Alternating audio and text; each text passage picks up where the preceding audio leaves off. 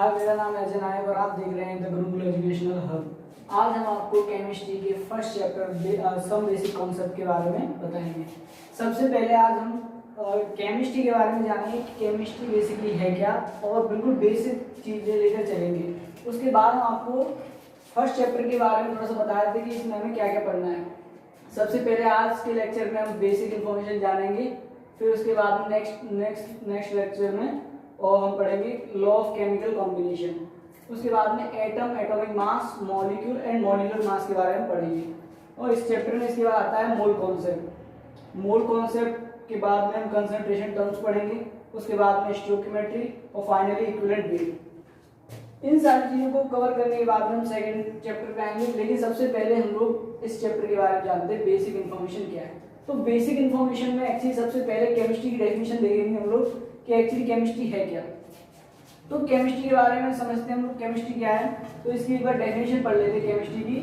A branch of science that deals with the study of matter, its composition, its structure and the change its undergo in composition।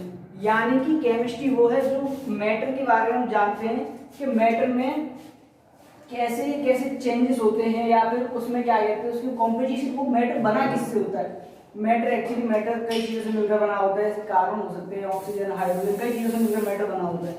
तो ये हम इसमें देखेंगे कि matter actually किस किन चीज़ों से मिलकर बना होता है, उसका स्ट्रक्चर कैसा होता है, और उसके अंदर जो वेरियस रिएक्शन होती हैं तो उसके अंदर क्या क्या चेंजेस आते हैं। तो एक्चुअली डेफिनेशन केमिस्ट्री की यही है। उसके बाद में आते हैं हम लोग केमिस्ट्री में। तो केमिस्ट्री को डिवाइड किया गया है ऑर्गेनिक केमिस्ट्री, इनऑर्गेनिक केमिस्ट्री और फिजिकल केमिस्ट्री, जो कि बेसिकली इनको तीन ही पार्ट में डिवाइड किया गया है केमिस्ट्री को, ऑर्गेनिक, इनऑर्गेनिक, फिजिकल। लेकिन एक और केमिस्ट्री होती है एनालिटिकल केमिस्ट्री, जिसमें हमको ये जानना पड़ता है कि एक्चुअली कोई चीज है उसमें क्या क्या प्रेजेंट है।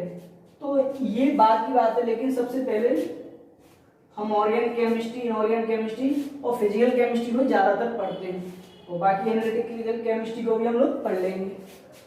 तो सबसे पहले हम बात करते हैं ऑर्गेनिक केमिस्ट्री की। तो ऑर्गेनिक केमिस्ट्री में क्या होता है, हमें स्टडी करनी पड़ती है कार्बन की, कार्बन और उसके कंपाउंड्स की। तो आप देखिए study of carbon and its compound. इसमें एक चीज नोटिस करने वाली बात यह है कि इसमें जो कार्बोनेट्स होते हैं, जैसे कार्बोनेट्स Na2CO3 है, दिखाई दे रहा है, जैसे Na2CO3 है, NaHCO3 है, ये कार्बोनेट्स, ये बाइकार्बोनेट। तो ये कंपाउंड्स होते हैं, इनको हम लोग इनऑर्गेनिक केमिस्ट्री में कवर करते हैं। अब इसके बाद में आगे ले चलते हैं इनऑर्गेनिक केमिस्ट्री में क्या आता है।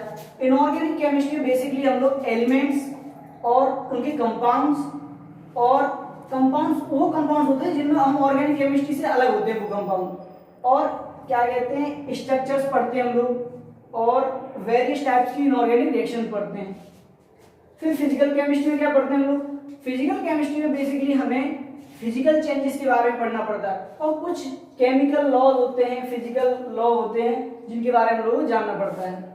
और एनालिटिकल केमिस्ट्री के बारे में आपको बता चुके हैं कि एनालिटिकल केमिस्ट्री में हम लोग बेसिकली वो चीजें देखते हैं कि उसमें क्या क्या प्रेजेंट है। जैसे कोई चीज हमने ले ली तो उसमें ये देखते हैं कि इसमें मेजर किया जाता है कि इसमें कार्बन है, ऑक्सीजन है, या फिर और कोई एलिमेंट है या नहीं।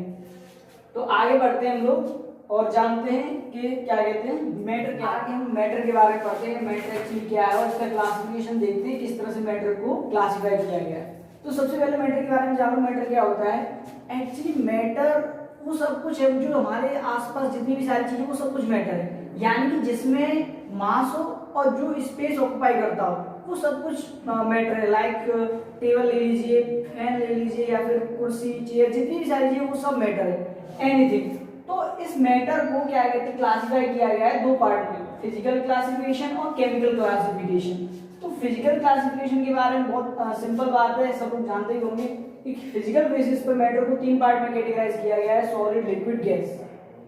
तो सॉलिड, लिक्विड, गैस में इनमें क्या फर्क होता है। जो सॉलिड होता है उसमें जो मॉलिक्यूल्स होते हैं वो टाइटली पैक्ड होते हैं, और इसकी जो शेप होती है वो एक फिक्स होती है, और इसका जो वॉल्यूम होता है वो भी फिक्स होता है। इसलिए solid it's have definite volume and definite shape. अब लिक्विड में क्या होता है, लिक्विड में जो एटम्स या मॉलिक्यूल्स होते हैं वो थोड़ा सा अलग, थोड़ा सा मूवली अलग अलग होते हैं, तो टाइटली पैक्ड नहीं होते, उसमें आराम से वो थोड़ा सा एक तरह से जो उनका जो वॉल्यूम होता है वो क्या है, फिक्स होता है, लेकिन उनकी जो शेप होती है वो फिक्स नहीं होती। जिसमें आप लिक्विड को डालोगे, जिस भी कंटेनर में आपने लिक्विड को डाला वो उसी की शेप ले लेता है।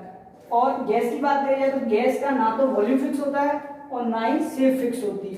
तो ये छोटी सी बात है, क्या कहते हैं, फिजिकल क्लासिफिकेशन में नॉर्मली सभी स्टूडेंट जानते हैं।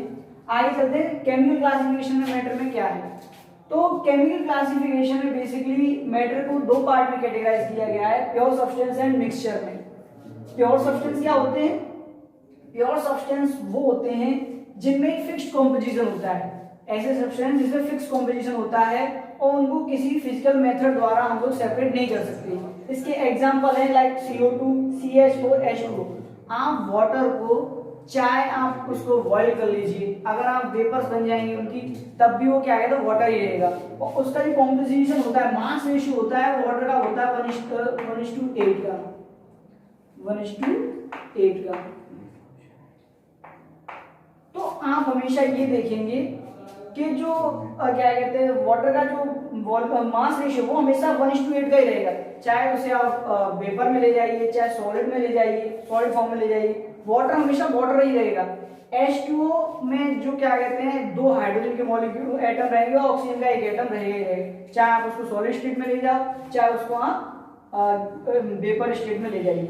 तो इसलिए जो प्योर सब्सटेंस होते हैं उनमें जो क्या कहते हैं एलिमेंट होते हैं वो फिक्स होते हैं और उनका जो मास रेशियो होता है वो भी फिक्स होता है। आप हमें इसको किसी भी तरह से सेपरेट नहीं कर सकते। बाकी बात आती है मिक्सचर की। मिक्सचर क्या होते हैं, तो मिक्सचर में कम से कम दो कॉम्पोजिशन का मिक्सचर होता है, दो से ज्यादा चीजें हो सकती हैं। एग्जांपल के तौर पर आपको बता दें कि जैसे अगर आप देखें NaCl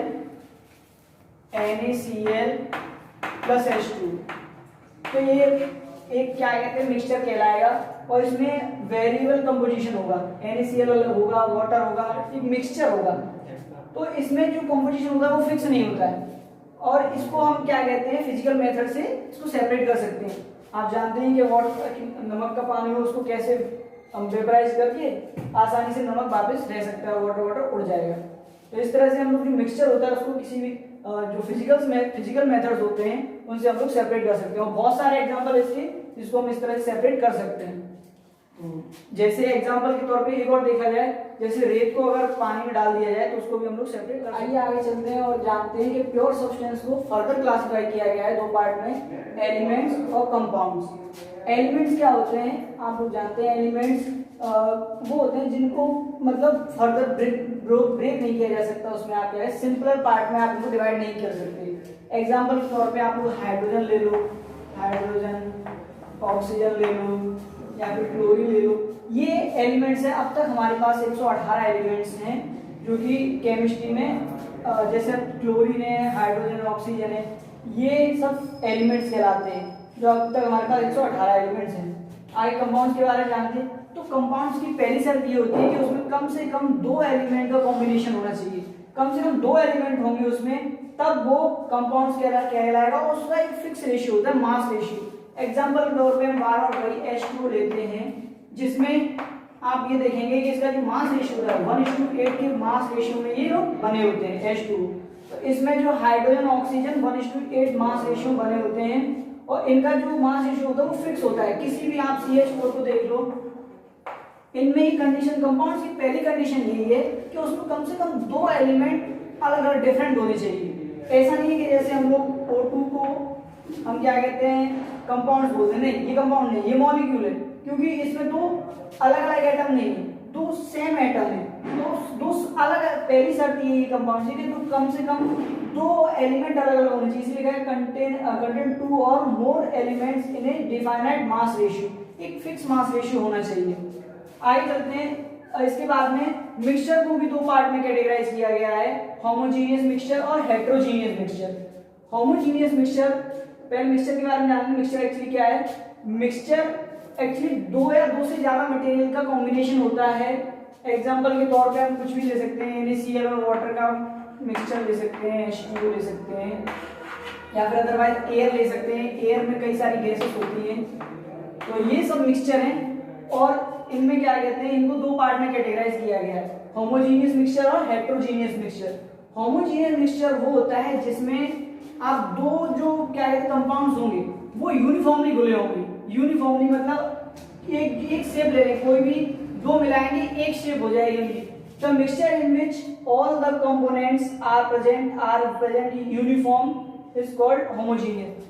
मतलब दो या दो से ज्यादा हम लोग कोई भी कंपोनेंट्स ले लें वो यूनिफॉर्मली नजर आएंगे हम लोग। एग्जांपल के तौर पर इसका बहुत अच्छा एग्जांपल माना जाता है कि आप लोग चीनी को पानी में घोल दीजिए तो आप देखेंगे जो चीनी होगी पूरी तरह से डिसॉल्व हो जाएगी और यूनिफॉर्म हो जाएगी, पूरी तरह से घुल जाएगी। फिर हम लोग फर्क नहीं कर सकते कि ये पानी है या फिर चीनी, इसमें चीनी घुली है या नहीं घुली है।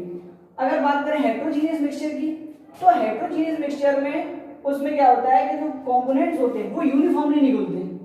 हेट्रोजीनियस मिक्सचर में कोई भी चीजें होंगी वो यूनिफॉर्मली नहीं घुलेंगी।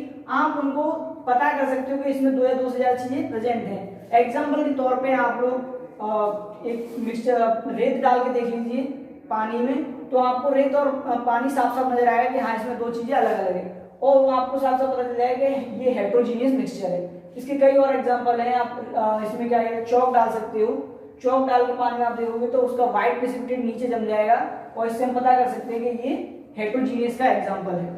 तो इस तरह से मिक्सचर को दो पार्ट में कैटेगराइज किया गया, होमोजीनियस मिक्सचर और हेट्रोजीनियस मिक्सचर। तो आगे चलते हैं और अब जानेंगे प्रॉपर्टीज क्या होती हैं। तो बेसिकली प्रॉपर्टीज वो चीज होती हैं जो दो सब्सटेंस के बीच में डिफरेंस पता करने के लिए यूज होती हैं। ऐसी प्रॉपर्टीज जो किसी दो सब्सटेंस के बीच में हमें डिफरेंस बता दें वो उस सब्सटेंस की प्रॉपर्टीज या फिर उसे कह सकते हैं गुण कहलाते हैं। तो ये बेसिकली दो टाइप्स के होते हैं, इंटेंसिव और एक्सटेंसिव। बेसिकली यहाँ पे इनको थोड़ा सा समझाया जाता है। ये जो प्रॉपर्टीज के बारे में आइडिया दिया जाता है थर्मोडायनेमिक्स में। थर्मोडायनेमिक्स में आपको इंटेंसिव और एक्सटेंसिव की प्रॉपर्टीज के बारे में और ज्यादा अच्छी तरीके से बताया जाएगा, और इसमें बहुत सारे एग्जांपल आपको वहीं पे दिए जाएंगे। लेकिन यहाँ पे जब ये थोड़ा सा है हमारे फर्स्ट चैप्टर में, थोड़ा सा कवर कर लेते हैं इसको। तो प्रॉपर्टीज बेसिकली दो टाइप्स की होती है, इंटेंसिव और एक्सटेंसिव। तो इंटेंसिव प्रॉपर्टी वो होती हैं जो मास इंडिपेंडेंट होती है, यानी कि वो मास पर डिपेंड नहीं करती। एग्जाम्पल के तौर पे हम टेम्परेचर की बात कर लें, या फिर हमारा जो बॉइलिंग पॉइंट है वो किसी भी उस पर डिपेंड नहीं करता मास वगैरह पे। आप एक 100 ग्राम मतलब 100 ml वाटर ले लीजिए या फिर 1 लीटर वाटर ले लीजिए, उसका जो बॉइलिंग पॉइंट होगा वो फिक्स होगा। चाहे आप उसको एक लीटर ले लीजिए कितना ले लीजिए, उसका बॉइलिंग पॉइंट फिक्स होगा। तो ये ऐसी प्रॉपर्टीज होती हैं जो मास और मोल पर डिपेंड नहीं करती, उनको कहा जाता है इंटेंसिव प्रॉपर्टी। एक्सटेंसिव प्रॉपर्टी क्या होती है, ये ऐसी प्रॉपर्टीज होती है जो मास और मोल्स पर डिपेंड करती हैं। यानी कि जैसे एग्जांपल के तौर पर हम ले लें मास, वॉल्यूम डिपेंड करता है मास पर। जितना ज्यादा आप लोग उसमें वाटर अगर जैसे मान के चलो आपने कोई वॉल्यूम में जितना ज्यादा डालोगे उतना ही ज्यादा उसका वॉल्यूम बढ़ेगा। तो आज के लिए इतना ही करते हैं, और नेक्स्ट लेक्चर में हम जानेंगे लॉ ऑफ केमिकल कॉम्बिनेशन।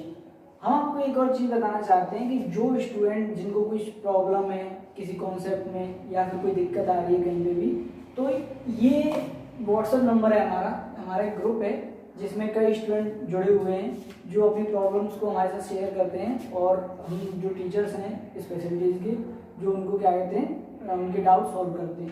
तो जिन स्टूडेंट को कोई दिक्कत हो या फिर क्या कहते हैं कोई भी सवाल पूछना हो तो आप क्या कहते हैं इस व्हाट्सएप ग्रुप में जुड़ सकते हो, जिसमें आपको करना क्या है, आपको ऐड होना है, उसमें अपना नाम, क्लास, एड्रेस आपको डालना है।